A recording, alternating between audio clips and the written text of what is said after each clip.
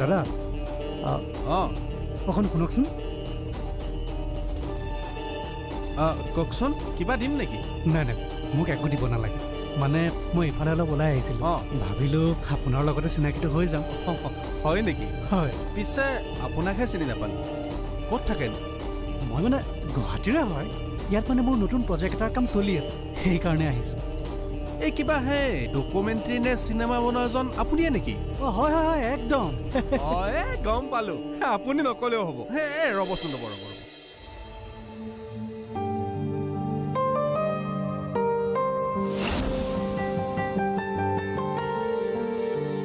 বহক। ঠিক আছে, ধন্যবাদ। ধন্যবাদ দেই। পিছে আপুনি আজি থাকিবনে নে যাবগৈ? কিন্তু এতিয়া এইখিনি সময়ত গাড়ীও নাপাব নহয়। তাকে চাওচোন কি হয়, এইটো পৰিস্থিতিহে ক'ব।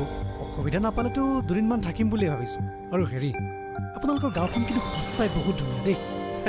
সকলোৱে পিছে তেনেকেই কয়, তাৰে ভিতৰত আপুনিও এজন। গুৱাহাটীৰ পৰা সেই এজেঞ্চিৰ মালিক এজনে বিহু চাবলৈ আহিছিল। গাঁওখনৰ লগত চিনাকি হৈ এতিয়া পিছে গাঁৱলৈ আহিয়ে থাকে সময় পালে। হয় হয়, একদম। মই মানে গাঁৱৰ মানুহৰ মুখত সেইটো কথা শুনিছোঁ।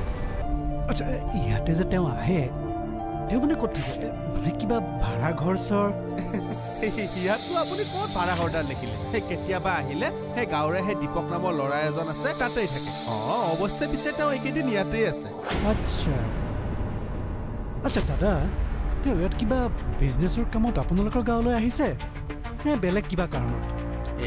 সেইবোৰ ভিতৰুৱা কথা বাৰু সিমান গম নাপাওঁ, কিন্তু দীপকৰ লগতে ঘূৰি ফুৰা দেখোঁ বাৰু। আচ্ছা দাদা, তেওঁক এতিয়া ক'ত লগ পাম? মানে এবাৰ লগ পাব পৰা হ'লে ভাল আছিল। সেই বিষয়ে মই আপোনাক ক'ব নোৱাৰিম। আৰে মালিক মানুহ, ক'ত যায় কি কৰে ঠিক কেনেকৈ গম পাম? আপুনি কিন্তু দীপক লগ পালে তেওঁৰ বিষয়ে অলপ জানিব পাৰিব। কিন্তু দীপকো এইকেইদিন অলপ চাই চিতি কথা ক'ব দেই। মানে তাৰ এইকেইদিন অলপ খেলি মেলি হৈ আছে। মানে কিয় ক'লে বা? মানে সেই ছোৱালীজনী গাঁৱৰে সেই নয়ন নামৰ বিধৱা এজনীৰ লগত তাৰ মানে সেই বিয়া বাৰু সম্পৰ্কীয় কথা। আচ্ছা, বা চাহ নাপাবহি যেন পাইছো এতিয়া। হেৰা, পাকঘৰত সোমাই পেলাই তুমি অকলে চাহ খাই থাকিবা নে মোকো একাপ দিবা? চাহ আপোনাৰ কাৰণেও আনিছো, ইমান অকলপেটীয়া নহয় মই। তোমাক দেখোন কথাই ক'ব নোৱাৰা হ'লো। ইমান দিনৰ মূৰত ধেমালি কৰিছো, তাতে আকৌ মুখখন একেবাৰে গংগা টোপৰ নিচিনাকৈ ফুলাই আছা। খং অকল আপুনিহে দেখাব পাৰে নেকি? আমি নোৱাৰো নেকি? আৰু আজিনো আপোনাৰ ইমান হাঁহি ওলাইছে কিয়? মনটো ভাল লাগি আছে বুজিছা। হাজৰিকাই ফোন কৰিছিল, তেওঁলোকৰ ঘৰৰ পৰাও সম্পূৰ্ণ সহায় দিব বুলি কৈছে। হ'ব, এতিয়া ইমান আনন্দ কৰাৰ কোনো প্ৰয়োজন নাই। দিনটো আহি লওকচোন। বিয়াখন সোনকালে হৈ যোৱাটোৱে বিচাৰোঁ। বিয়াখন হৈ গ'লে অন্ততঃ সমস্যাবিলাক অলপ কমাব পাৰিম। এই নয়ন নাই নেকি? মাতাচোন। ৰ'ব, মাতি দিছো। নয়ন, অ নয়ন, এইফালে আহ, মোমায়েৰে মাতিছে।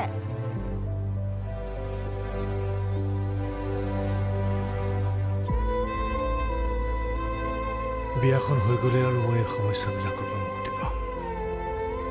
মানসিক অশান্তিবিলাকে মোক লাহে লাহে গিলিবলৈ আৰম্ভ কৰিছে।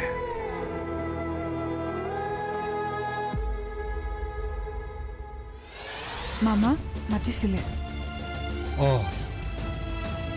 হাজৰিকাৰ ঘৰৰ পৰা ফোন কৰিছিল। তেওঁলোকে বিয়াখন অহা মাহতে পাতিম বুলি কৈছে। গতিকে তোক কথাবিলাক জনাই থ'লো।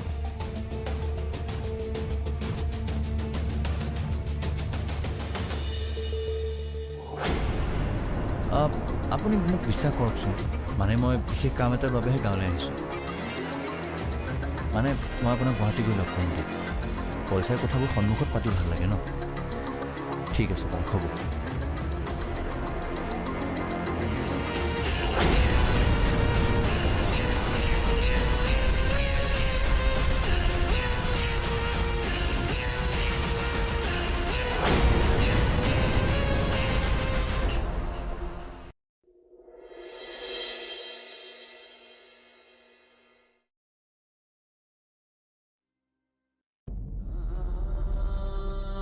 মা, ককাই যে ঘৰত বিয়াৰ কথা কৈ আছিল, কাৰ বিয়ানো মাহীৰ বিয়া নেকি তুমিনো ক'ত শুনিলা বিয়াৰ কথা আৰু বেলেগৰ বিয়াৰ কথা ওলাইছে চাগে তোমাকনো কোনে ক'লে মাহীৰ বিয়া বুলি কিয় আমাৰ ঘৰত যি সিদিনাখন আলহী আহিছিল মাহীক চাবলৈ কাৰণে চাগে আহিছিল এইবোৰ কথা সৰু ছোৱালীয়ে নেপাতে নহয় মা তুমি পঢ়াৰ কথাহে পাতিব লাগে আৰু এতিয়া এইবোৰ কথা পতাৰ বয়স তোমাৰ হোৱা নাই কি হ'ল পাহি মাক কিয় আমনি কৰিছা মই আমনি কৰা নাই নহয় কথাহে পাতি আছিলোঁ তোমাক নীলা মাহীয়ে বিচাৰি আছে যোৱা মাহীৰ লগত খেলা ঠিক আছে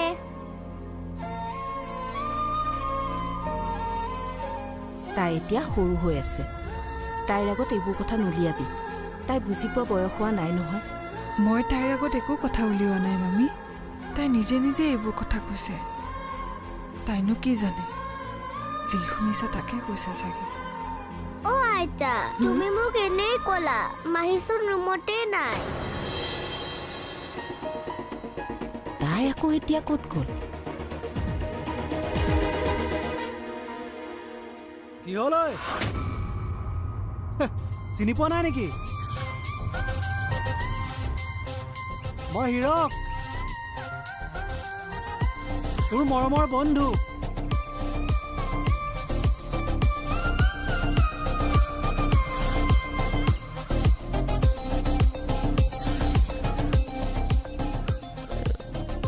এইফালে আছোন তই ইয়াত কি কৰি আছ হা মই ইয়াত থকা বুলি তোক কোনে খবৰ দিছে ক একদম সঁচা কথা চল ঐ ইমান দিনটো তই মিছা কথা কৈ আহিলিয়ে ইয়াত থকা বুলি তোৰ সঁচা কথা নকলি এতিয়া মই তোক সঁচা কথা ক'ব লাগে কি মুঠতে মই এতিয়া সেইবোৰ একো নাজানো তই মুঠতে এতিয়াই ইয়াত আছা নহ'লে চব প্ৰব্লেম হৈ যাব প্ৰব্লেম হৈ যাব মানে বেলেগ কিবা ধান্দা মাৰিছ নেকি নে ইয়াতে পলাই কেইদিনমান থাকিম বুলি ভাবিছ চল তই মোৰ পৰা কথা নোকোৱা মোৰ তোৰ লগত এই চব কথা পাতি থাকিবলৈ একদম মন নাই তই মাত্ৰ যা বাছ চুপ মই মোৰ মন গ'লেহে ইয়াৰ পৰা যাম আগতে তই ইয়াত থকাৰ কাৰণটো ক কৈ আছো তই আগতে গাড়ীত বহছো মই নবহো ঠিক আছে তই কিন্তু ক'ব লাগিব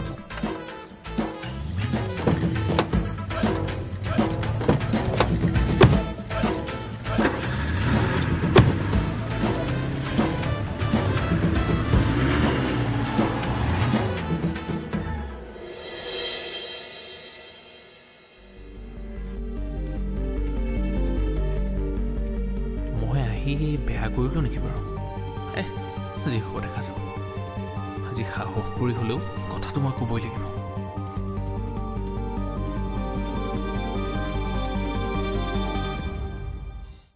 দিবাকৰ বহুত দিনৰ মূৰত দেখোন এনেকে অচিনাকি মানুহৰ নিচিনাকে বাহিৰতে ৰৈ আছে যে কি হ'ল আহা ভিতৰলৈ আহা বলক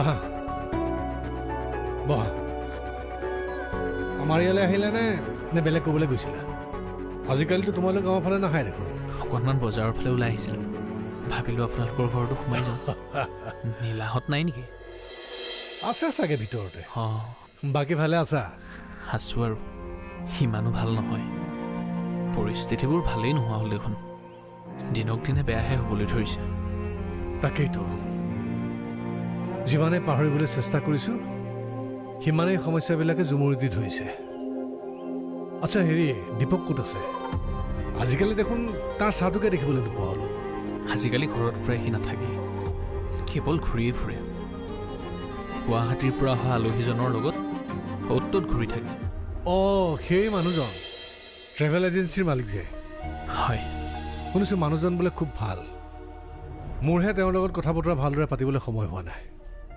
সেইকেইদিন তেওঁ আছে কাৰণেহে দীপক অলপ শান্ত হৈ আছে নহ'লেতো খঙত কি কাণ্ড কৰিলেহেঁতেন একো ঠিকনাই নাই অঁ মানে কওঁনে নকওঁ হ'ব দে তই ইমানো চিন্তা কৰি থাকিব নালাগে বেলেগে যদি তোৰ সুখটোৰ কথা নাভাবে তই তাৰ কথা ভাবি নিজৰ মনটোক মিছাতে কিয় কষ্ট দিয় নিজৰ জীৱনটোৰ কথাও অলপমান ভাবিবি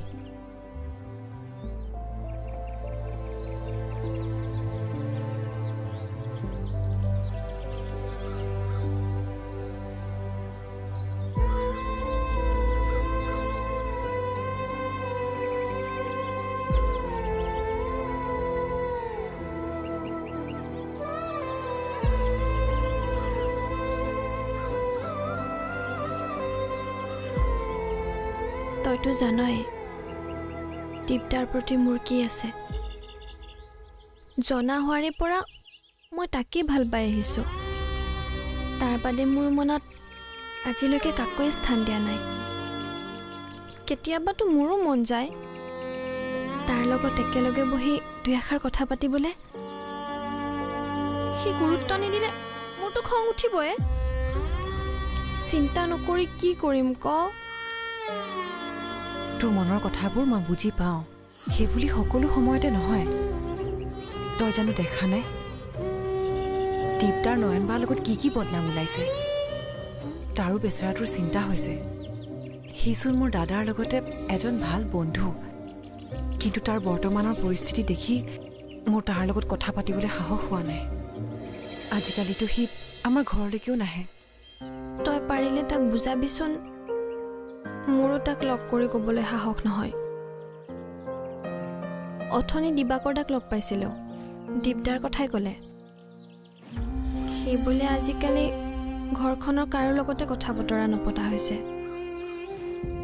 নাজানো আৰু এইবোৰ কথা মই তাক কেনেকৈ বুজাওঁ তহঁতৰ বিয়াৰ কথা কিবা কৈছে নেকি বিয়াখনতচোন সি সন্মতি দিয়া বুলিয়ে কৈছে তাৰ পাছতো সি মোৰ লগত কিয় এনেকুৱা ব্যৱহাৰ কৰে সিহে জানে কোনোবাখিনিত চাগে মোৰেই ভুল আছে ভুলৰ কথা ইয়াত নাহে তই যেনেকৈ তাৰ কথা ভাব সি হয়তো তেনেকৈ তোৰ কথা নাভাবিব পাৰে তই সময়লৈ অপেক্ষা কৰ তাৰ বাদেতো মোৰ ওচৰত কৰিবলৈ আছেনো কি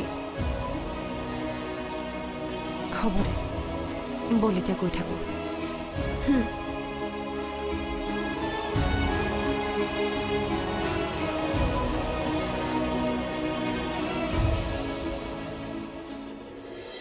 গাঁৱৰ পৰা বাহিৰলৈ উলিয়াই আনিলি যে কথাটো কি আৰে ইমান দেৰিটো মুখেৰে মাত এটা নামাতিলি এতিয়াতো কমচে কম কথাখিনি ক'ব পাৰ এতিয়া কথাখিনি কোৱাৰ সময় হোৱা নাই আগে মই গুৱাহাটীৰ পৰা আহি লওঁ আৰু তই এটা কাম কৰ কি আজিয়ে গুচি যা তই মই যোৱাৰ ব্যৱস্থা কৰি দিম এই মই অকলশৰে যাবলৈ অহা নাই তোকো লগত লৈ যাবলৈকেহে আহিছোঁ মাৰে এইফালে তোক বিচাৰি ঘৰত দুখ কৰি আছে কমচে কম মাৰৰ কথাখিনিতো এবাৰ ভাবিব পাৰ আৰু শুন মই মাৰক কৈয়ে ইয়ালৈ আহিছোঁ ইফালে এজেঞ্চিৰ মানুহখিনি মানে তোক বিচাৰি তোৰ ওপৰত ফায়াৰ হৈ আছে গতিকে যেনেকৈ নহওক তই মোৰ লগত যাবই লাগিব মুঠতে মই মোৰ কামটো কমপ্লিট কৰিহে যাব পাৰোঁ কাম কি কাম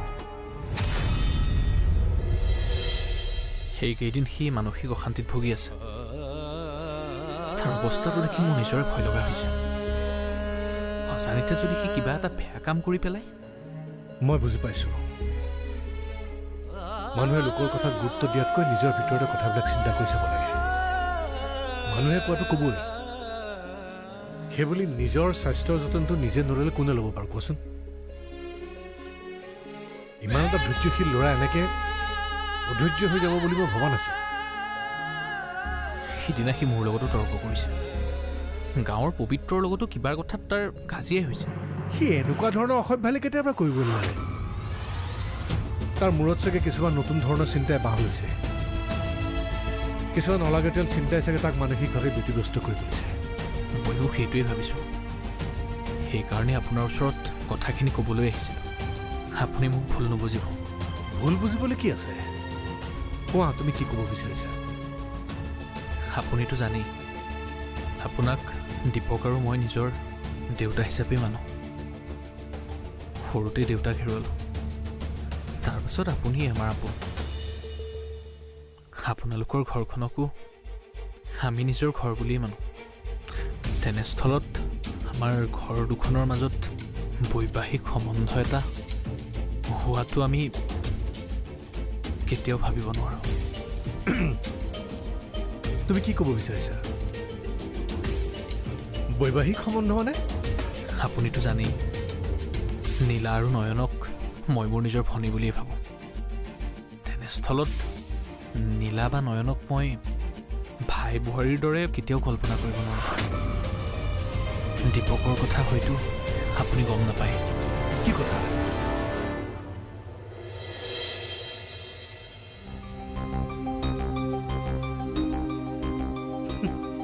মই ঠিকেই ভাবিছিলোঁ তইতো ইয়ালৈ এনেই অহা নাই, নিশ্চয় কিবা এটা উদ্দেশ্য লৈয়ে আহিছ। গতিকে এতিয়া ক যে তই ইয়াত কিয় আছ? আগতে তই মোক ক, মই যে ইয়ালৈ আহি থাকোঁ তই ক'ত গম পালি? নে তোক কোনোবাই খবৰ দিছে? মোক কোনোৱে একো কোৱা নাই, মই নিজে আন্দাজ কৰিহে আহিছোঁ। আৰু এদিন মই তোৰ মুখতে এইখন গাঁৱৰ কথা গম পাইছিলোঁ, আৰু গাঁৱৰ মানুহৰ মুখত গুৱাহাটীৰ পৰা যে কোনোবা এটা এজেঞ্চিৰ মালিক ইয়ালৈ আহিছে সেইটো কথা মই গম পাইছোঁ। গতিকে তেতিয়া মই চিয়'ৰ হৈ গ'লোঁ। গতিকে এতিয়া তই মোক ক যে তোৰ উদ্দেশ্যটো কি? ৰহ, এইবোৰ কথা তোক মই এতিয়াই ক'ব বিচৰা নাই, আৰু তই জানিবও নালাগে। সময় আহিলে গোটেই কথাবোৰ তোক মই ভালকৈ ক'ম, আৰু তোৰ সহায়ৰ প্ৰয়োজন হ'ব। চা, তোক মই নিজৰ বন্ধু বুলি সদায় সহায় কৰি আহিছোঁ, কিন্তু ভাই তোৰ এই পাগলামিবোৰ এৰ, নহ'লে কিন্তু সময়ত বহুত বেয়াকৈ পস্তাব লাগিব।